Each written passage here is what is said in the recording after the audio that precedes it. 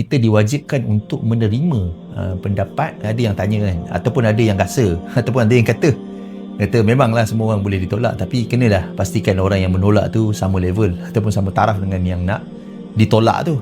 Maksudnya kalau kata ini pendapat ulama, pastikan ulama yang boleh tolak ataupun terima. Macam tu ke kaedah dia? Dia macam ni dalam urusan fiqh ataupun dalam urusan agama kita sebenarnya bukan semata-mata dalam urusan dunia kita wajib taat kepada pemerintah ataupun taat kepada pemimpin ataupun taat kepada orang yang berkuasa dalam kalangan kita. Bahkan dalam urusan agama sekalipun, kalau kita belum mencapai darjat untuk kita boleh memerhatikan secara terus dalil ataupun teks-teks daripada Al-Quran dan juga Sunnah, kita diwajibkan untuk menerima pendapat ataupun menerima penerangan daripada orang yang memahami Al-Quran dan juga Sunnah. Kita wajib terima dia.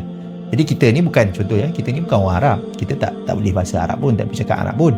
Kita tak faham apa pun bahasa Arab. Jadi kita wajib menerima orang yang faham bahasa Arab, yang boleh tahu apa isi kandungan Al-Quran, apa isi kandungan dalam hadis Nabi SAW, apa gaya bahasa yang betul, apa sastra di sebalik perkataan tu. Jadi kalau dia faham berdasarkan apa yang difahami oleh Nabi SAW di zaman dia tu, menggunakan bahasa Arab di zaman dia tu, kita wajib mentaati dia.